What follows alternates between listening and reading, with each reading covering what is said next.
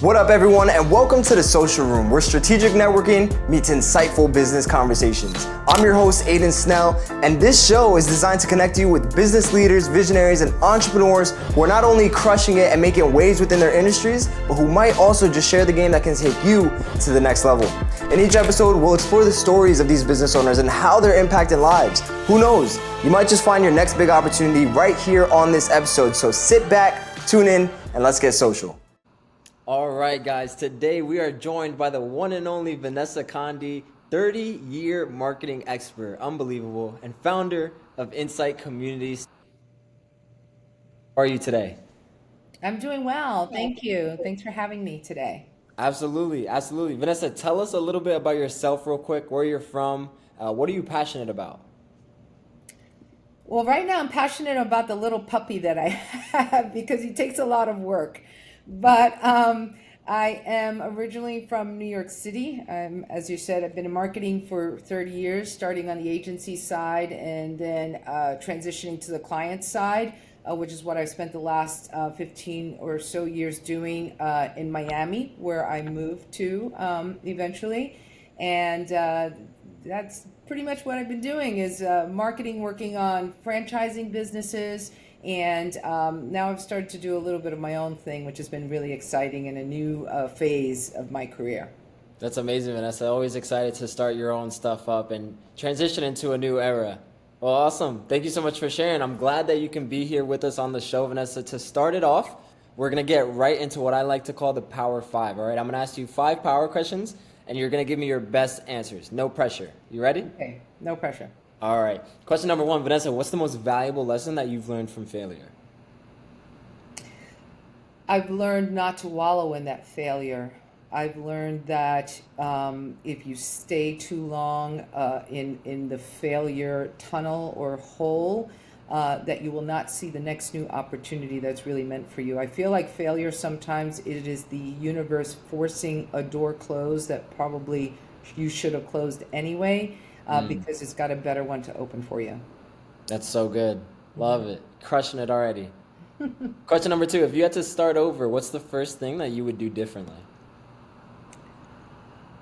Oh, wow. If I had to start over, I would, I don't know. I've had so many great things happen in my life, but if I had to start over, I probably would. Okay, there's a bit of transparency here. I probably would have dialed in more on where I ultimately ended up in my career during my college years. My college years were sort of vague because I didn't really know what I wanted to do. I sort of fell into my career in marketing. I wish I had known a little sooner what I was going to be good and successful at, so I could have honed in on it a little bit differently right from the jump. Because there were a little bit of twists and turns there along the way, and I probably could have avoided that had I been prepared sooner. Got you. So just starting a little bit sooner and honing in on those skills in that path. Yeah. Love it. Awesome. What's the best investment that you've made in your business, Vanessa? I think it is the investment of time, time for myself, learning now, especially kind of at this point in my career, to make a little bit of a pivot of dedicating more time into the things that were going to include me as that investment and put me first. And I think that's a valuable lesson to learn because one, in the effort to climb the corporate ladder, especially during the time when I came up, it was a selfless amount of time dedicated towards a career just to crush it. And ultimately what you're doing is you're building someone else's dream. And I think the most valuable thing you could do for yourself is build your own. Wow. So good. So good. I love that. I think time is obviously the most precious asset we have. And so the way that you invest it is so important. I love that. If you could master one skill that you may not have right now, Vanessa, what would it be? I wish I knew more about, and this is probably bad on my part, like I need to jump on that because there's a lot of resources available right now, especially digitally, but I really wish I was better and knew more about programming, about the digital realm from behind the curtain, about how to actually build those assets on my own. I come from a different upbringing in marketing. It was the traditional marketing, I've learned digital as I've gone along, but I've been learning it at a very high tier level executive. And so I'm relying on a lot of support from either vendor partners or the younger folks coming in that are coming in with that digital expertise. And so I rely heavily a lot on folks to do things that I am not proficient at or didn't come up learning or going to school for, right? So I need to get on my game on getting a little more education around the fundamentals of building the back end structure, because I think that's so valuable with the way technology is going. Those folks that are coming up with that knowledge are the winners right now in Oh their yeah. careers, right? Oh So yeah. Yeah, the game has definitely changed a lot. And there are so many tools, so many AI automations that you can be leveraging right now, especially in the marketing space, that are just making the workflow, making the results just come in so much easier. yeah, And I'm happy to discuss those with you too, for sure, at a later time. yeah. Last question, what has been your proudest moment in business so far, Vanessa? I think the proudest moments that I've had, I can't say that there's one, there's many, but the proudest moments that I've had is when I've had the opportunity to educate others, to pass down some of the things that I've learned so that it's a little bit easier for them to do what they're doing in their career. The opportunities that I've given the young folks that I've pulled along up with me, the interns starting out that want to build a career in marketing, right through to, I spent a lot of time in the Middle East on some of the accounts that I've worked on and have trained Saudi Arabian men, that were in sales in the particular businesses that I was in, to understand what they do from a marketing pair of lenses. A Latin woman from Brooklyn, New York, at this point in my career, having that kind of impact with different cultures and them really embracing and appreciating it and seeing me as a valuable source of information. Some of those people are still good friends still today, particularly when there's cultural differences. I mean, I think it's obvious to say when I've taught men from Saudi Arabia how to do, their job, that's no small shake. So those are the kinds of things in my career that I'm proud of, separate from building brands, rebuilding brands, doing great, creative work in terms of creating commercials and doing rebranding projects. The impact that I've had on the people along the way that has been really positive and that they've learned something from me is probably what I'm the proudest of. Wow, that's amazing. Impact over everything, right? Yeah, absolutely. Awesome. Thank you so much, Vanessa, for sharing that. I'm sure the audience ate those answers up. A lot of insights, a lot of value within those answers. So, 30 years in marketing. Tell me about the journey. How did you fall in love with marketing? How did you get involved with it? Tell me about like those beginning days when you were in college. When I was a very young girl that didn't know what she wanted to do. Actually, the real true story of it, I was very young, getting married. Way too young for that now. I wouldn't recommend it. And I was, finishing up college, and I needed to get a job quickly so that I can, help my mom pay for my wedding. And so, like I said, when I was in school, I went to school for communications, business administration and communications, but it was a very different world. So when you think about marketing and communications back then from what it is now, it's completely different. It was a little more vague back then. It was sort of a holistic approach to understand how to work in business management and marketing and communications. So, but not really in such a way that inspired me. Like I knew I was like, I want to go into marketing and I want to be a creative director, or I want to be an account service person. I didn't know what that was, right? So in trying to find a job, whatever I can get in Manhattan, I'm from, New York, so it was getting a job in New York City.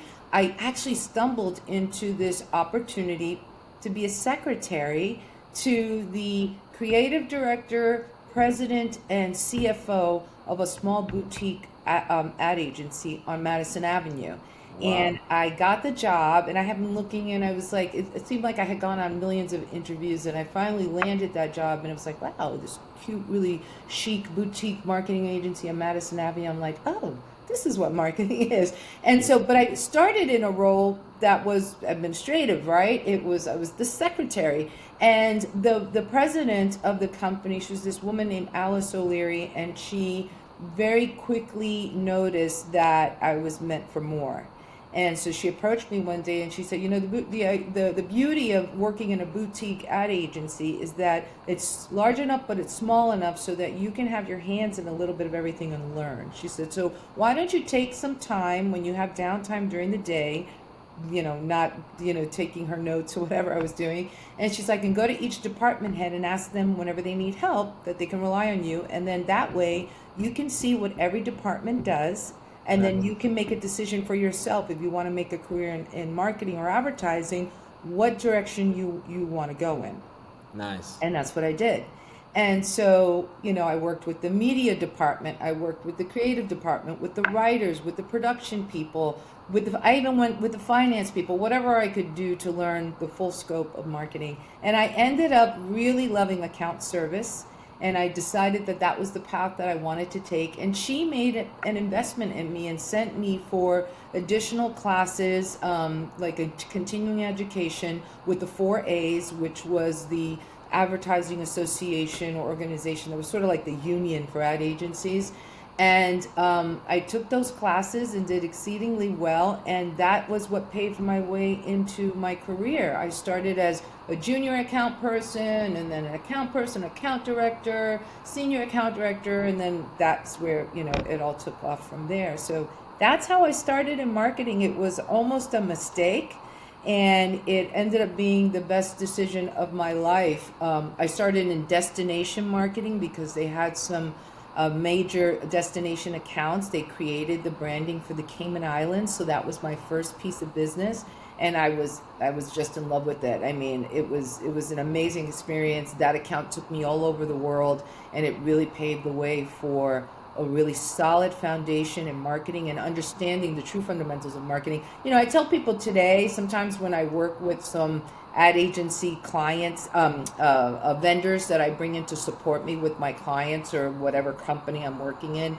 And some of the young people, it's so easy for them. It's like, oh, sure, I'll set up that production schedule on Basecamp or whatever it is, and a click of a button and everything is kind of like sorted. I'm simplifying it, but to a degree.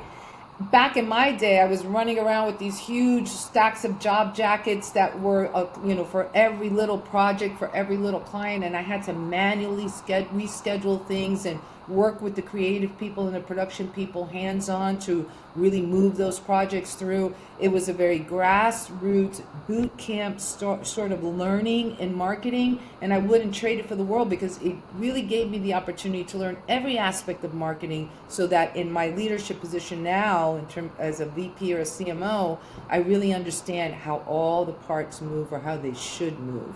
Wow. And so that was a valuable education, and it really set the tone for my career. That's amazing. I can't think of a better way to get into marketing than starting from like an admin position and literally having your feet wet in each and every department. That was just like a blessing from God, right? Where you really got to develop the skills and the knowledge in each department, where, that was literally the foundation to where you are today. So, wow, that's amazing. What a story. And what specifically had you like so interested in specifically like accounts, into that side of marketing? Was there anything specific that was like, wow, okay, this is the department that I want to move forward in?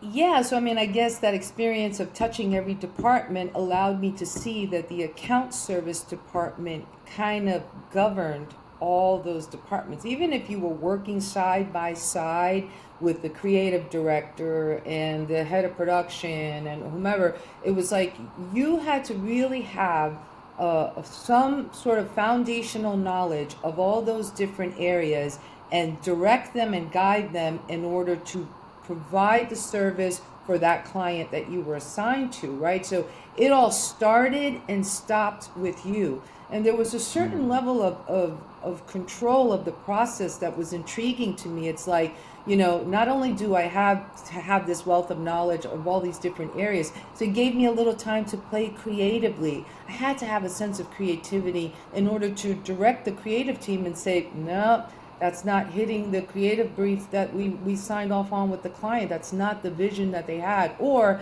man, you nailed it out of the park. And I know it because creatively, I have learned to have a sense of what's right and what's wrong. I may not know how to necessarily write the copy. I may not be able to draw a caricature on the board, but I can tell you if you have creatively done the right thing for that client's strategic goals. And I like that because it kept it fresh for me. It was like a little bit of everything, not just one single focus. And that relationship with the client for the agency was very important. We were the front line. The account service people are going out there and working with development to get that piece of business, lock in that business, gain that customer's trust, and then develop a relationship with them, which meant they really relied on you to make it happen for them. And that for me was very appealing. Wow, that's amazing. Sounds like essentially like you really wanted to be like the ultimate moving needle. Although there's a bunch of different departments, you wanted kind of like that control where it's like, okay, it kind of starts with me, it ends with me, and I'm really a key player in this role, a key role in this system that is really gonna make the client happy, right? That's right. And so you get to see it from maybe just a vision all the way into fruition.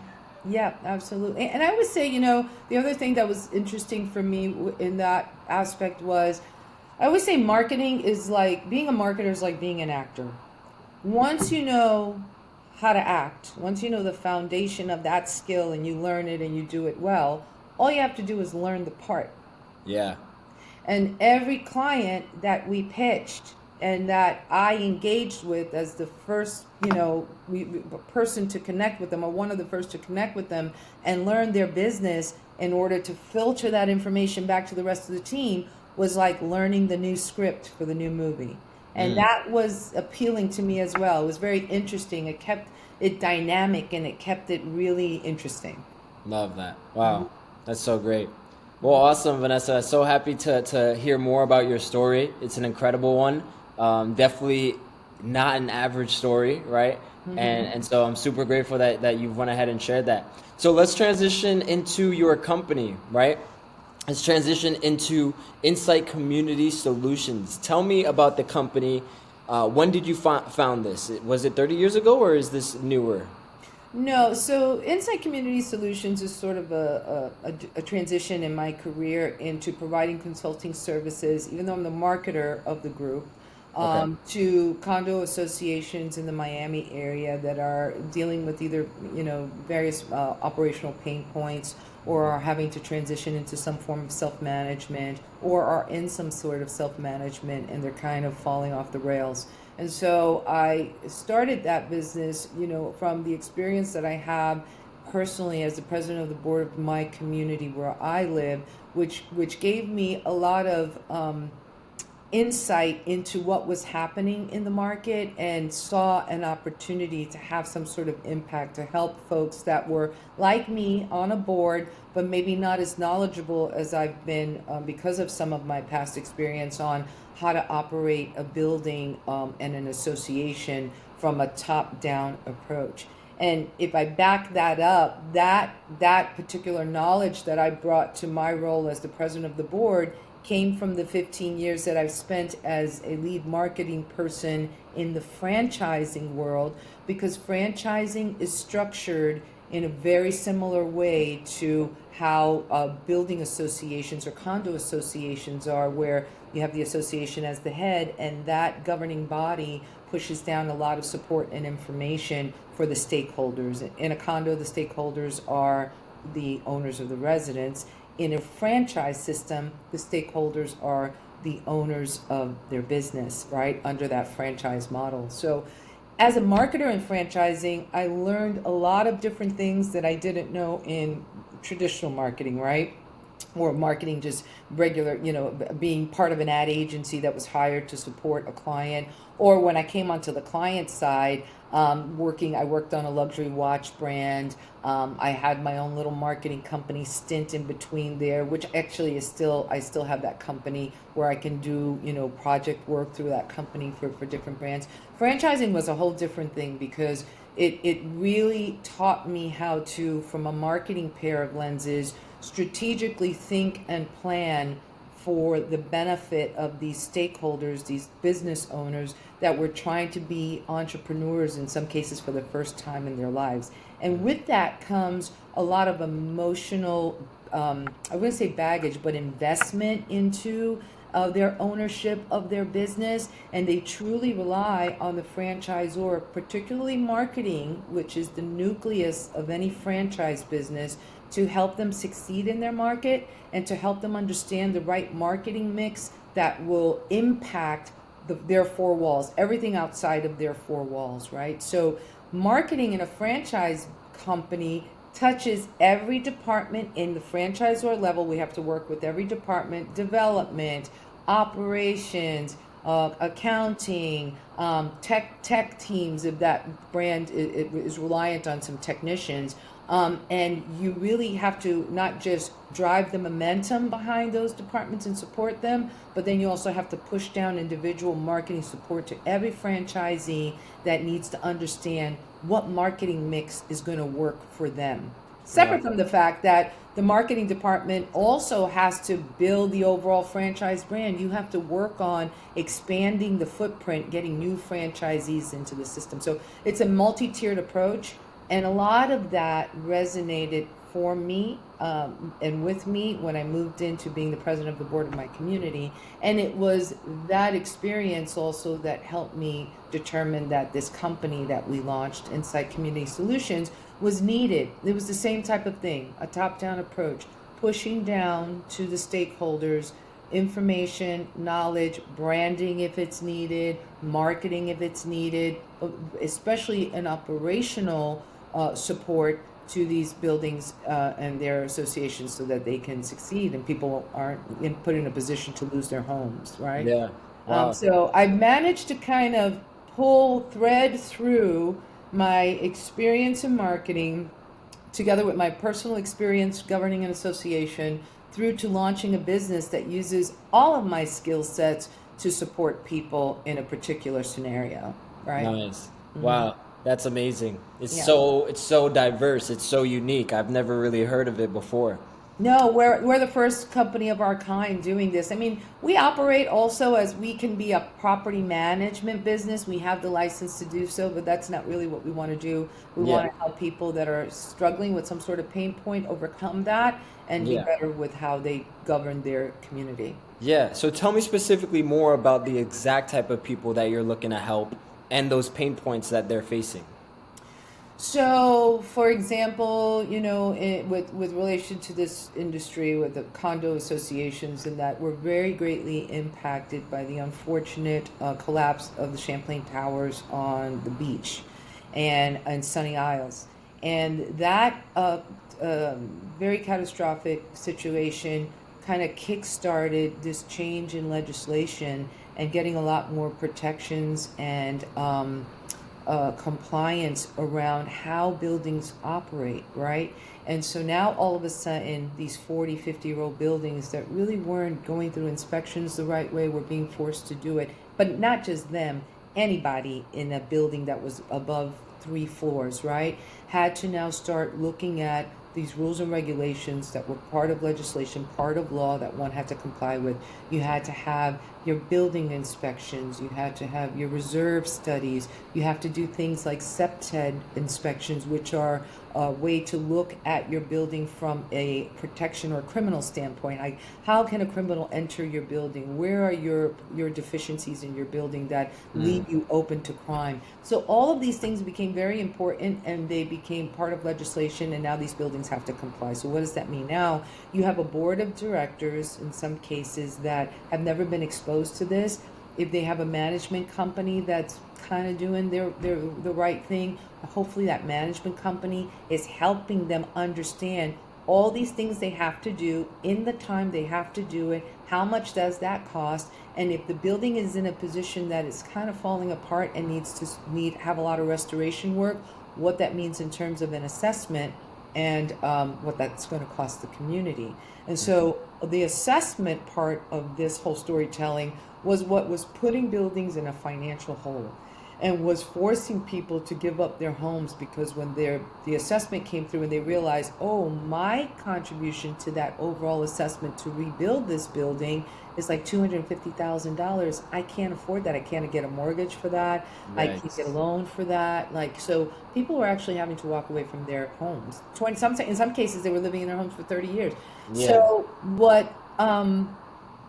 what buildings then started to do was make decisions about where to cut corners and say, okay, if I have to save money so we have money to operate and pay these bills, what do I cut? Oh, I'll get rid of the management company because that's probably taking $200,000-$300,000 of our budget a year, and we'll be able to reposition that to be compliant with the new law. And so now you have a lot of buildings that are going into self-management or wanting to do so with board of directors that are not very knowledgeable about the laws, and in some cases are not familiar with how to manage a building, and they're kind of getting stuck, and they're going into these situations making major mistakes, missing deadlines, not properly managing their budgets, and struggling with managing their communities and their staff. And so that's where we come in and we say, hey, president of the board of directors, instead of being your property management company, we can audit your situation and put a plan of action together for you for the next 4 to 6 months. And here's the scope of work that will get you more compliant, get you the proper staff that you need, help you understand the rules and regulations and legislation today. Make sure that you guys are trained, because now the state requires 4 hours of training for each board member, so they have some sort of education. So all of these new things, and we put it into a plan for them and put a fee, and it's like, this is like a one-stop shop for this hit to get you back on the tracks. And then if you need us after that, we can look at an a la carte situation for one-off situations that you feel you're still failing at. But in the meantime, this program will get you to where you want to be in self-management, or help you figure out that particular problem and help you get ahead, so that you're managing in your community with transparency and in a trustworthy way, because there's a lot of things that were happening in this industry in terms of corruption and stealing of money and stuff that was easily slipping through the cracks. And so putting a checks and balance in place so that they were responsible and governing from a place of accountability, and the community was able to trust that that was happening well. Wow. And not only that, but also saving people's homes. Saving people's homes, saving them money, helping them bid, go through bid processes with vendors in a way that was fiscally responsible. I mean, with the whole, with these rules and regulations and compliance that now the state has put in place, everybody comes out of the woodwork with now they can do sub-TED studies, and they can do these audits, and they were coming as far as from places like Boston, like, hire us to do your study for $75,000, when we knew that those studies locally with local vendor partners were like $5,000 or $6,000. So it was helping them get around fraud, get around people that were trying to take advantage of this situation, and holding them hostage because they didn't know any better. So it was really, like in franchising, hand-holding them through all of these things that would blindside them, or that they didn't know enough and could be taken for a ride just because they didn't have enough experience. Yeah. Wow. That's amazing. Yeah. That's awesome. I love it. I'm curious to know, how do you go about finding these clients who need your help? So in this market in Miami, it's I say it's the biggest little city I know, because it's a big city, and I've seen it come a long way since I moved here in 2003. It's changed dramatically. The skyline has changed dramatically, but so has the infrastructure to a degree. And so it does operate more like a pedestrian city. I mean, where I live, I can walk around to everything I need, which is amazing, because being the New Yorker that I am, I love that, right? And so, but it's also small enough that you can network pretty quickly. So if you get involved with the right organizations, like in our case, the Biscayne Neighbors Association is very important for us, because that's an association that governs a lot of building communities here. And so they do a lot of events, and they bring in the commissioner and the state representative to talk about all of the things that are happening in Miami, and that attracts a lot of local people, in our case, a lot of board members, a lot of our own constituents in this arena. And so it allows you an opportunity to network and get to meet these people. And in all honesty, I always believe, coming from the old school way of marketing, is that you can't beat word of mouth marketing, right? People want to do business with people that have been recommended, that they can trust. Also, I find, and I'm guilty of this too, that in today's day and age, as easy as it is to do research, because you now can Google everything versus in my day, you had to go to the library and take out a book or go to the newspaper. That, even with all of the technology, how things are facilitated so much more easily in terms of research and being able to market, to get out in front of the audience that you want to attract for lead, to acquire some lead generation or customer acquisition. People don't have a lot of time. We're all busy, and we're all busy trying to keep up with what technology demands of us too. I mean, it delivers a lot of conveniences, but it demands a lot of our attention as well to stay ahead of the curve and see everything that's we're being bombarded with. And so I tend to find that tried and true old school canvassing, picking up the phone and calling people, or going to these networking events and getting to know people and landing that one project that's going to be your proof of performance, and that's going to give you that word of mouth, is a really good start, and probably where a lot of the clients are going to come from. And that's what's happened with us. I mean, and also partnering with the people that also have their hands in the business. So law firms that specialize in condo law are a good way to get clients, especially the lawyers that are in there dealing with a lot of their pain points as well.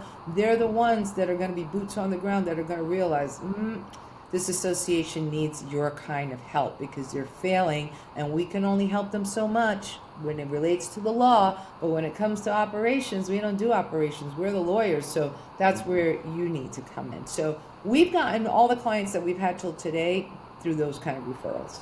Nice. And it totally makes sense. I mean, especially when we're talking about probably these big budget projects, like I'm sure these associations and your ideal clients, they don't want to be dealing with rookies or people who they're not sure that they can trust. And like you said, Miami it's the biggest, smallest city. And so word of mouth travels very fast. Same within my business. I find it the same way. There's nothing better than actually getting in the room, connecting with individuals, actually showing proof of concept, doing a good job with maybe a big name brand, a big name business, and then just allowing that to open up the doors even more. I love it. I totally agree with that. Even in the new era that we live today, that old school marketing foundation of just building relationships really goes a long way. Absolutely. It's really who you know. And also, I mean, and I'm not going to say it's just exclusive to Miami. It happens anywhere. New York is probably guilty of it as well. But I think you hear more about it here because it is a small city and people talk. But you have a lot of corruption that happens here, and corruption in the way of people that overpromise and underdeliver. They say they're going to do something and then they just don't show up. That happens a lot in construction here too, where you bring in the construction crew and they work hard for the first 5 days, and then your project is sitting for 4 months because they send one guy a day or a week, and there's always an excuse. A lot of that in that particular world has to do with they're lining up their projects and they don't have enough staff, and so they're spread thin across the projects, and then eventually they just don't show up, especially if you're dealing with the smaller, more, as we say, Mickey Mouse guys that are just running a scam, right? But Miami has been notoriously known for that, particularly Miami. I'm not saying Fort Lauderdale, I'm just saying Miami.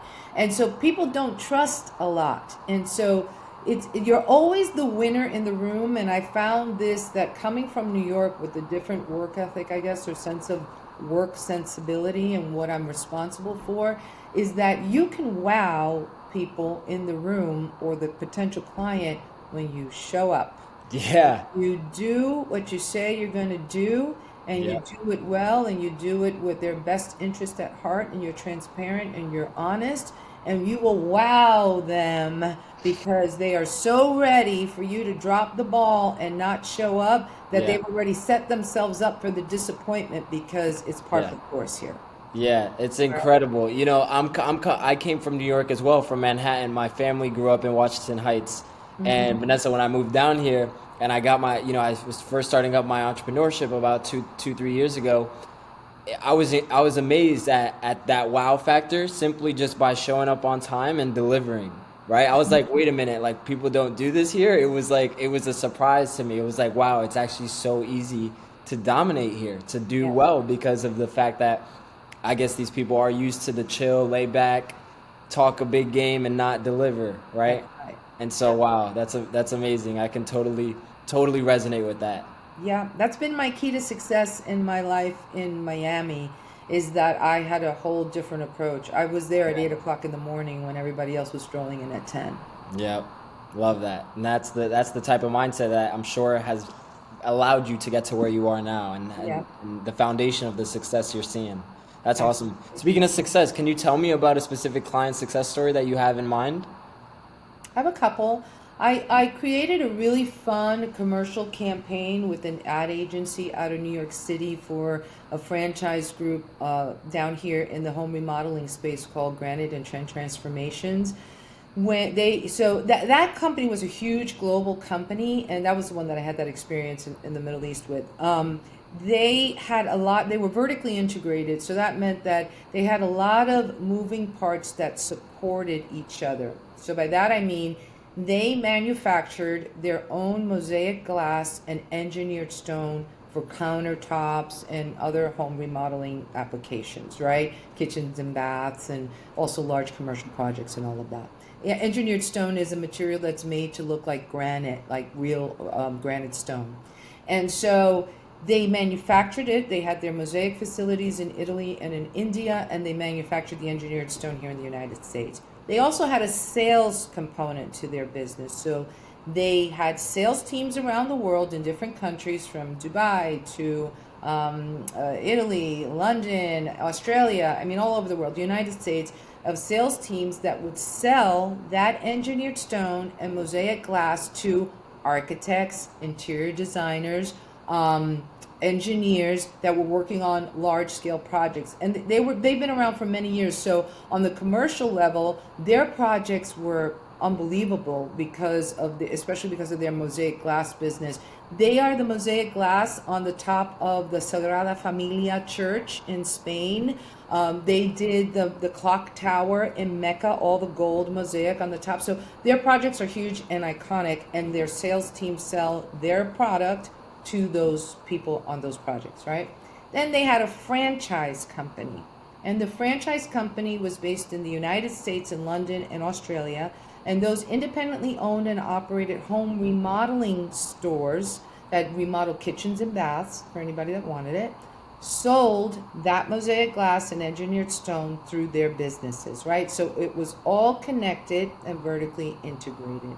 Wow. And so when I went there to work for marketing and to run their marketing division, it was first to run the marketing for the franchise system, which needed it the most. Eventually, my role became global because then the marketing started to support all the sales teams across the world with what they were doing for a different business model, which was selling to architects and interior designers.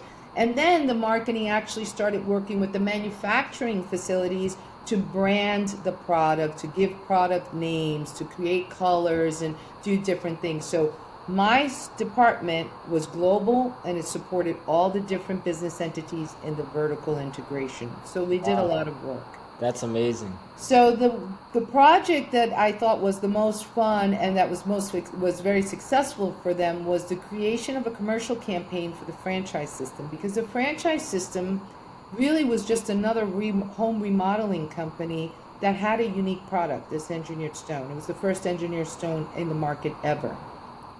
And they weren't doing a good job of shouting that from the rooftops or letting people know why they were so different and the product lines that they had. So they just became like another before and after company. It's like, this is what we do, kitchens and baths. Here's the before, here's the after. And that was their storytelling.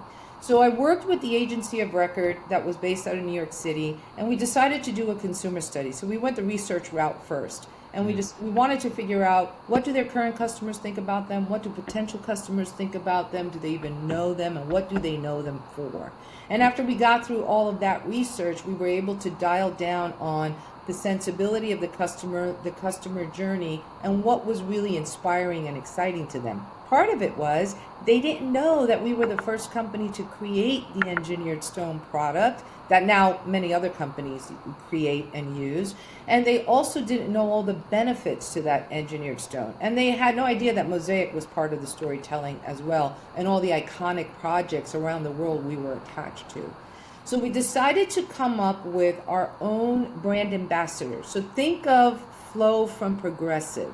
We wanted to take a comedic spin to how this ambassador would deliver this storytelling, because we felt like comedy tends to deliver the messaging better. People pay attention because it makes them laugh, right? Yeah. And so that would be a way to sort of differentiate ourselves in the category and take a step ahead, and then be able to tell all of those unique stories about how we were the pioneer of this and how we're attached to all of this greatness, and how, guess what, we make all our own products, so we don't rely on third-party vendors because we do it ourselves. And so we created Janet-from-Granite, and she was this fiery redhead with these red glasses, character, kind of a caricature of herself, and she was able to deliver on those messages. And I insisted that the actress that we picked, who actually originally wasn't a redhead, we saw her as a brunette, but then when we did the casting in 3 different cities, we landed on this woman in Florida that she was just perfect for the part. And she was unique looking. So, but she was not only unique looking, I wanted to make sure that the actress was able to resonate in different markets, because remember, we had a franchise system in the United States, but I also had one across the pond in the UK. And I wanted to keep the cost of the commercial production, which was very large scale, affordable. And I wanted the different entities to be able to contribute to the pot, so that the US team wasn't holding the brunt of the cost of this large scale production. Yeah. So I insisted that the actress be able to pull off a British accent. Nice. And so that's what this girl was able to do, which is ultimately why we landed on her as well. Nice. So when I shot, the day that I shot the week that we shot the campaign, we would have her do the scene in American English, and then we repeat the scene and she'd do it in British English, so that I can capture it all on the same shoot, on the same production, under one cost, and then I can deal with creating the duplicate assets in post-production, and make that more affordable as well, because I had another country contributing to the cost. And that campaign was wildly accepted by not just the franchise system, which is the first client or customer that you have to convince to buy into a large scale production like that, because it comes out of their pocket. Yeah. But also that it resonated with an audience that was used to hearing about us in a particular way. I also wanted to make sure that the actress, being female, wasn't going to alienate women because she was too gorgeous, but was going to be attractive enough and appeal to men and be believable, because they're looking at it from an industrial standpoint. It's like, the home fixer in the house who wanted to make sure that he was being told the right kind of story that was believable about home remodeling. And that campaign launched in some markets like St. Louis. It doubled leads in a month of being live on television. And in the UK, I mean, they took it over the top. They would build like a life-size cutouts of her and put her in the storefront so that people would see her as soon as they walked in. And we had customers that would actually call the service number for the locations and ask for Janet, or want to know if they were actually speaking to Janet. I mean, you get some kooky people that come out of the woodwork.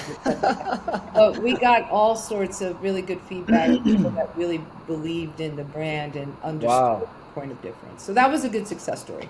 Yeah, that is so interesting. It's so cool to see how just the journey from starting with the client research, understanding what the client wanted, but starting with the client research, which to me is like, wow, how do you even do that? It's like it's amazing to see all the different departments at work, from again idea and vision all the way to fruition, where you've got amazing results, going from doubling the leads in just 2 days, right? Creating a character and taking a boring story from here's what we did before, here's what we did after, and really transitioning it into like a relatable being that's comedic, that's really resonating with the audience.